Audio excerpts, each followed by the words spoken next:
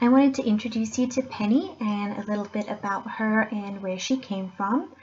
We actually picked her up from a local auction here in Illinois a couple weeks ago, and all we know about her is that she's about 4 years old and a little paint mare. We picked her up from an auction which is local to us here, and there are many auctions in every state, and I feel like a lot of people don't know that or don't realize what happens at local auctions, so I wanted to go into that first. So at local auctions, people can, just from the general public, bring their horses in to sell. There are horses that are well trained, and there are horses that are completely untouched or they don't know anything about them. This here is what the local auction house looks like. It has a very small pen. They usually sell horses after they sell tack. Some horses come through and they're trained, so they will be saddled and in little pens, so you can go and check them out before the auction starts. These guys here usually sell, and they sell for an okay price to a home because they are trained. Then there's little ponies and mini horses like this little guy that come through, which sort of have a little bit less of a chance of going to a good home. Then finally, sort of the hardest part of auctions for me are the run-in horses. So at the back of the auction house, there will be these pens, and these pens on this night had maybe 30 or so odd horses in there, and they are the run-in horses. So they are just run in loose. They are normally pretty scared. They really don't know much about these horses, where they came from, who they are. Penny was one of these horses, and we were able to luckily get a little bit of a better look at her, as she was quite social and came up to the fence for us to take a look at her, but often you really don't know what's in that bunch of horses there. Here's a little footage of what the auction looks and feels like.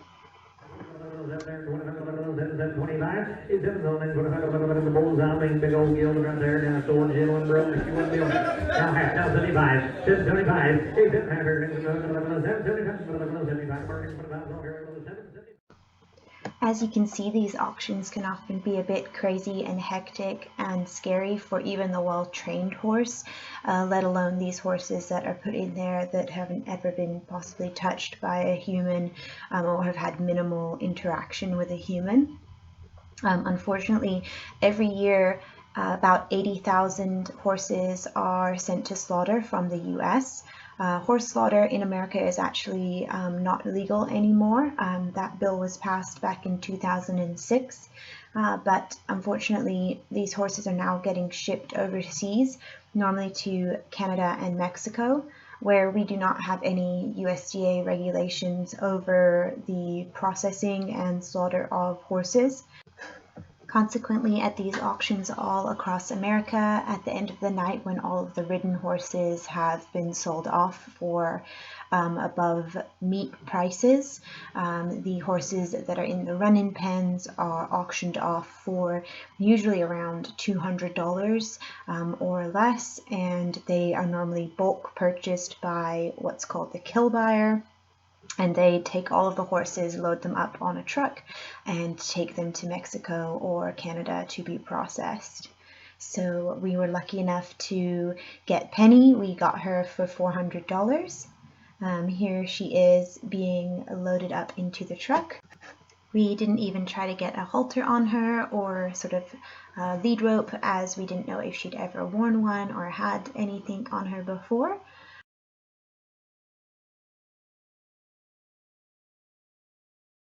So there she is being loaded into our trailer, ready to go home. This is her settled in for the night at our barn.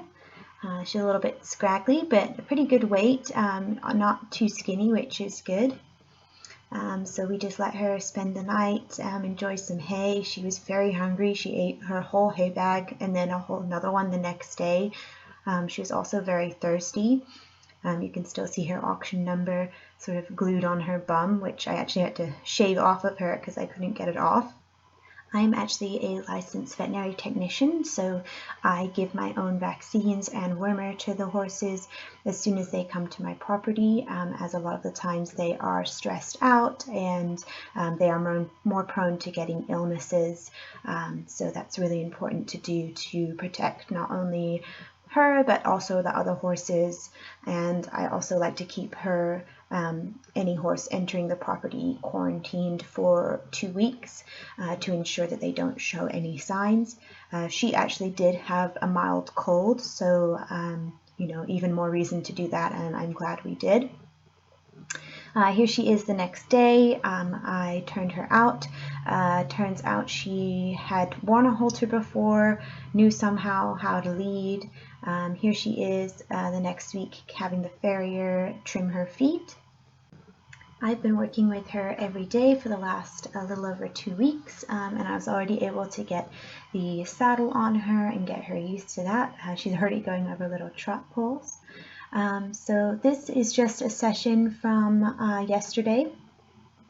So I recorded her and the work we've been doing.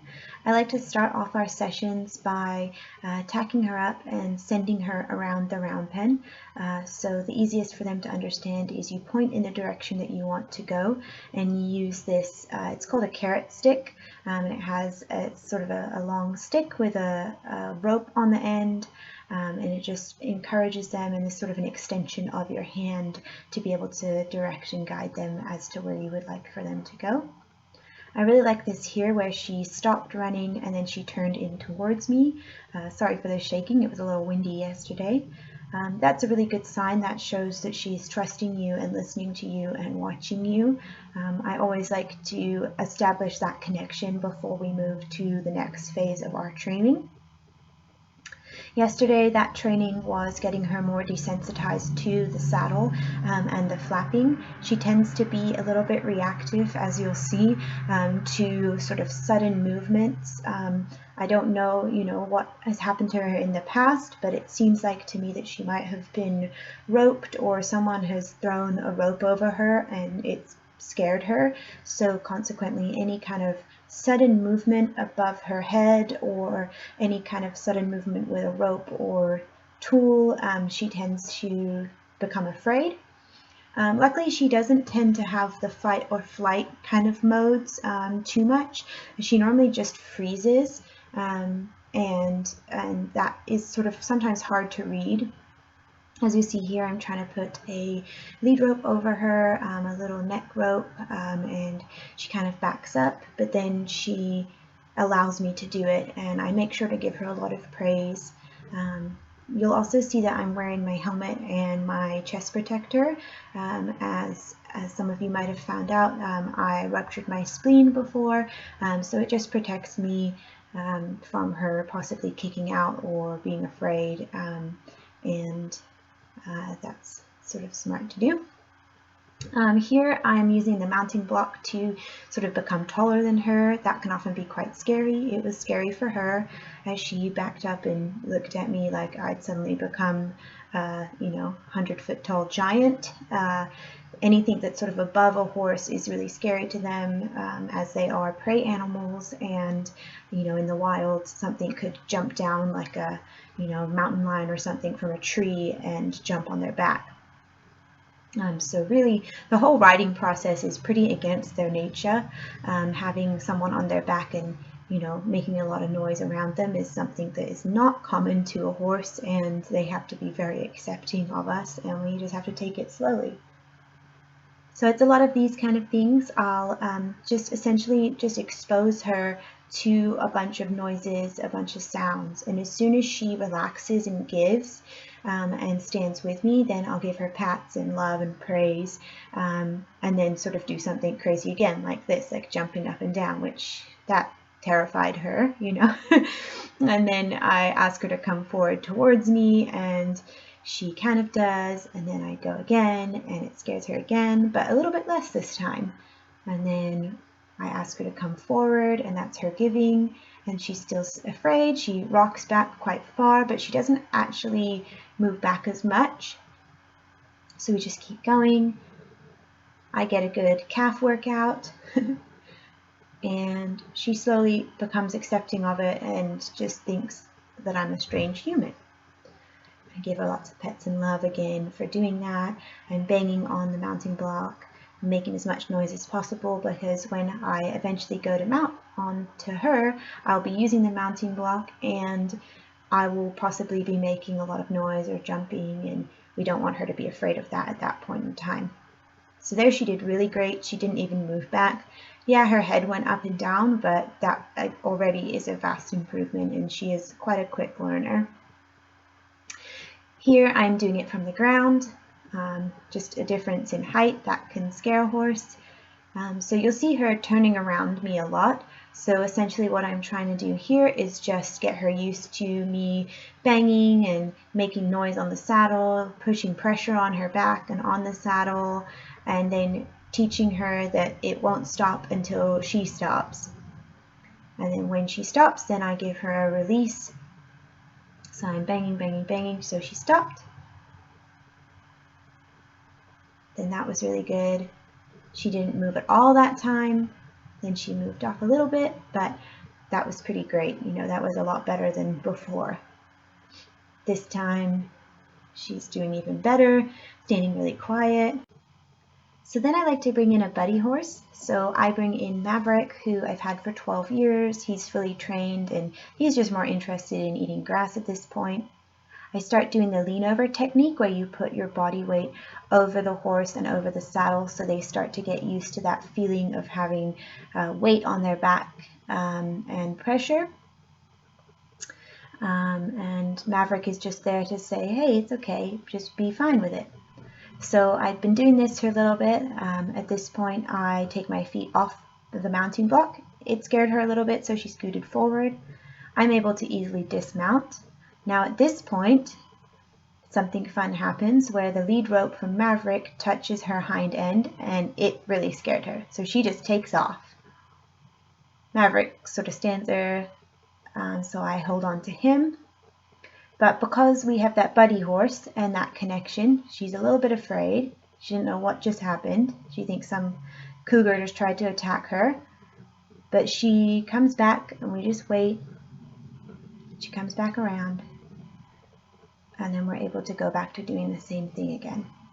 So at that point in time, I decided, okay, maybe enough of the trying to put weight on her. We're going to sort of fix this other problem, which is now apparent, that you don't like anything around your hind legs, which is a pretty common problem for young horses because it's pretty scary. You know, again, them being fight or flight animals, you know, that's their one mechanism to get away from danger is to run. So if there's something around their hind legs, which are their means to get away, it's pretty scary. So here what I'm doing is I'm using my lead rope to just essentially scare her a little bit. So I'm flying it around, I'm sort of making it go over the saddle so it makes a lot of noise, kind of wrestling that lead rope, and then once she stops and is okay with it, then I give her a little rest. That's super important, to step away and just give her a little break so she can process. And in that break is when they can actually realize what you're asking. It's all about pressure and release. Here she did really great. I'm kind of swinging the lead rope around quite aggressively. She did wonderfully, and then she even came towards me. Often bending over and kind of looking at the ground and not looking at them helps, because it takes that predator-prey instinct away from them. Here I'm sort of again hitting the lead rope and letting it hang down near her legs, and she came towards me. That was a really great session. I felt like she learned a lot.